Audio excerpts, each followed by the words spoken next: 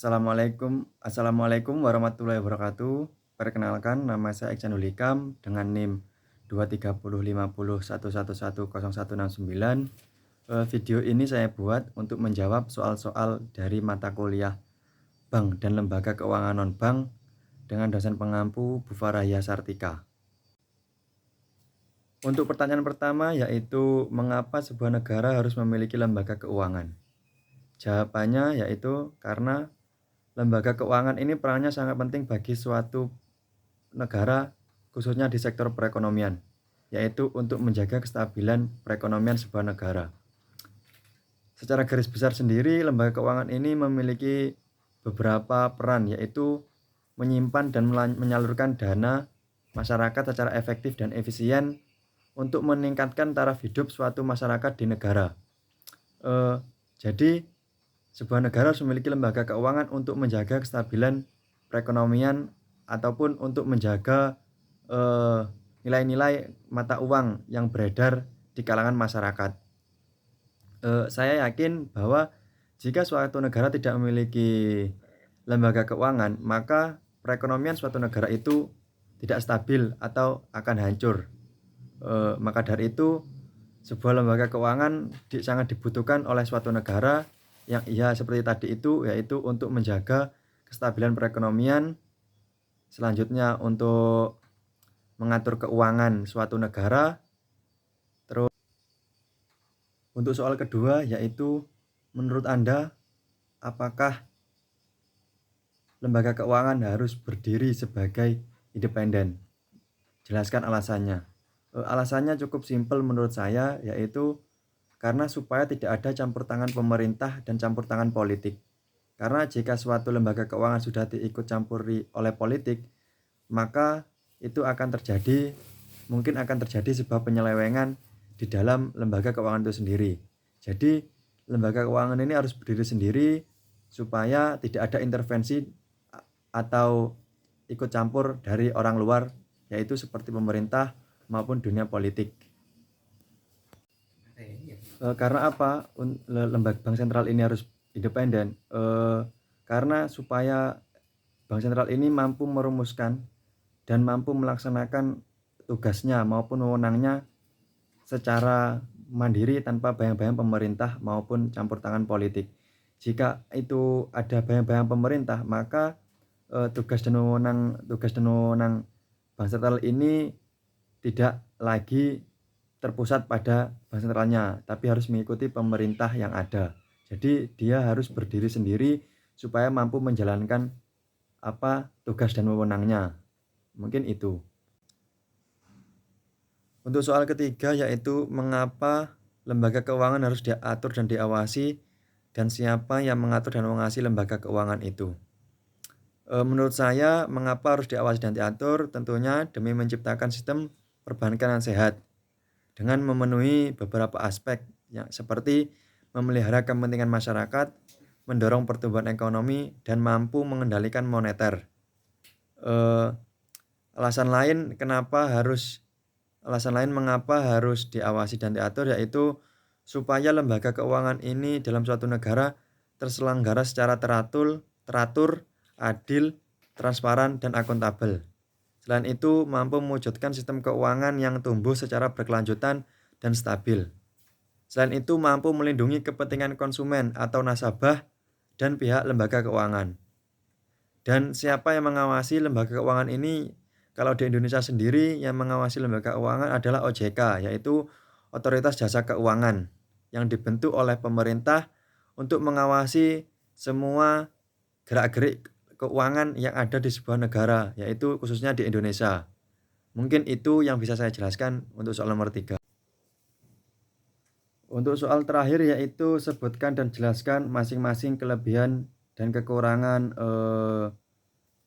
bank konvensional, bank syariah, BPR konvensional, dan BPR syariah. Selain itu, menurut Anda apa saja strategi yang bisa dilakukan agar masing-masing lembaga keuangan tersebut ini dapat maju dan berkembang?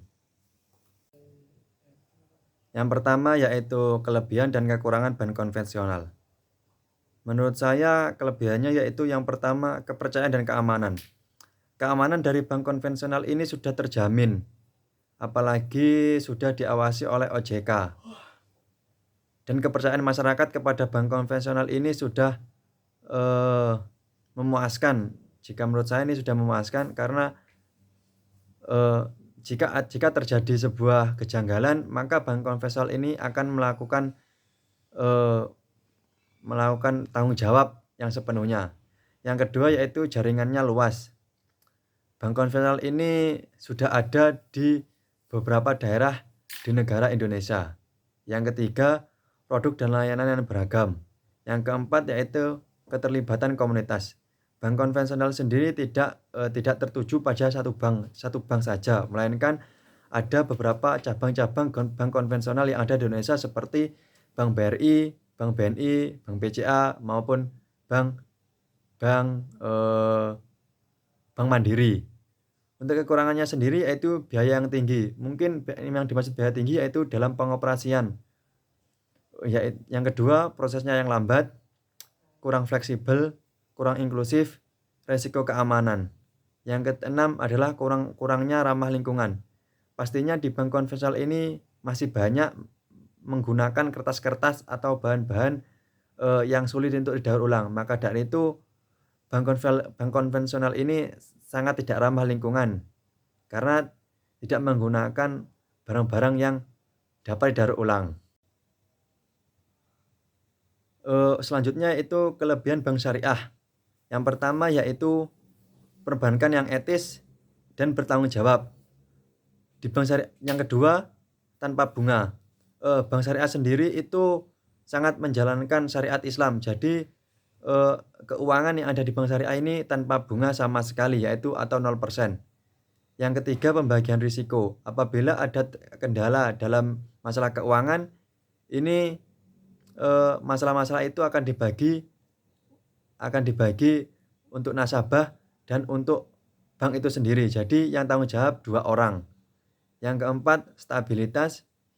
Yang selanjutnya yaitu pemanfaatan dana untuk kemaslahatan umat. Jadi bank syariah ini sangat menerapkan kemaslahatan umat, yaitu uang-uang yang ada di bank syariah ini untuk kepentingan umum.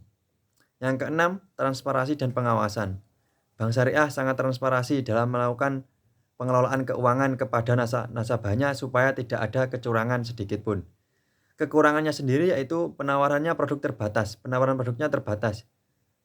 Yang kedua, jangkauan global yang terbatas. Bank syariah ini di Indonesia masih sangat sedikit jumlahnya.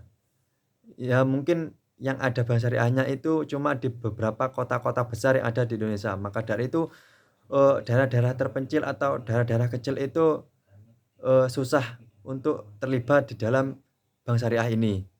Yang selanjutnya yaitu biayanya lebih tinggi. Jika dibandingkan bank-bank lainnya, bank syariah ini biayanya lebih tinggi dalam melakukan proses-proses keuangan. Selanjutnya yaitu kelebihan BPR konvensional.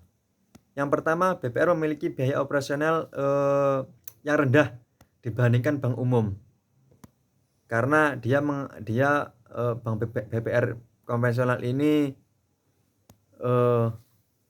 sangat pro rakyat. Yang kedua, BPR cenderung lebih fleksibel dalam memberikan kredit. Yang ketiga, BPR ini memiliki kepedulian yang tinggi terhadap perekonomian daerah dan masyarakat setempat. Jadi BPR ini sangat peduli dengan lingkungan perekonomian yang ada di daerah-daerah yang ada di Indonesia. Yang keempat, BPR memiliki komitmen yang kuat untuk mendukung UMKM dan masyarakat lokal. BPR ini sangat memudahkan para pengusaha UMKM dan masyarakat lokal untuk kredit uang. Supaya untuk masyarakat ini mampu meningkatkan usahanya maupun meningkatkan taraf hidupnya. Yang kelima, BPR ini dapat menjadi sumber dana yang stabil bagi nasabah. Untuk kekurangannya sendiri yaitu BPR memiliki jumlah dana yang lebih kecil dibandingkan bank umum. Yang kedua, BPR cenderung memiliki sistem pengawasan yang ketat. Yang ketiga, BPR memiliki tingkat likuiditas yang rendah. Yang keempat, BPR cenderung kurang memiliki teknologi yang canggih dibandingkan bank umum. Yang kelima, BPR cenderung kurang memiliki jasa layanan yang beragam dibandingkan bank umum. Mungkin kalau dibandingkan bank umum, layanannya itu lebih banyak bank umum. Jadi BPR ini memiliki sedikit layanan. Tapi BPR ini sangat pro kepada rakyat ataupun UMKM. Yang keenam yaitu BPR cenderung kurang memiliki sistem manajemen resiko yang baik. Jadi ketika ada masalah dalam keuangan, BPR ini sangat sangat bingung atau tidak memiliki jalan keluar ketika terjadi kesalahan dalam memanage keuangan. Selanjutnya yaitu kelemahan BPR syariah. Salah satu kelemahan yang dimiliki oleh BPR syariah yaitu kurangnya fasilitas atau infrastruktur teknologi informasi. Jadi BPR ini sangat mengandalkan teknologi manusia dibandingkan teknologi yang modern. Selanjutnya, BPR syariah ini tidak mempunyai divisi khusus maupun SDM yang memiliki kemampuan di bidang TI.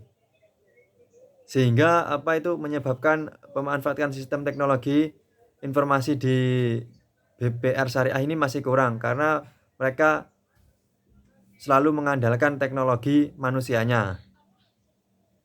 Kelebihannya sendiri yaitu memberikan layanan proses yang mudah.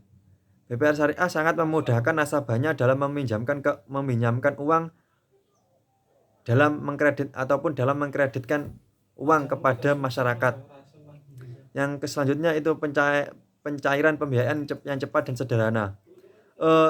Jika dibandingkan dengan bank lain, BPR syariah ini pencairannya sangat cepat. Jadi ketika kamu membutuhkan keuangan, kamu pergi ke BPR syariah, kamu mengajukan kredit, maka kamu akan mendapatkan uang itu secara segera dan cepat. Jadi ketika dibutuhkan uang itu ada. Selanjutnya itu tidak memerlukan syarat yang rumit. Jadi BPR syariah ini tidak mensulitkan nasabahnya sendiri dalam meminjam uang. Jadi semua transaksi keuangan yang ada di BPR syariah ini sangat dipermudahkan. Mungkin itu saja jawaban-jawaban yang bisa saya sampaikan. Wassalamualaikum warahmatullahi wabarakatuh.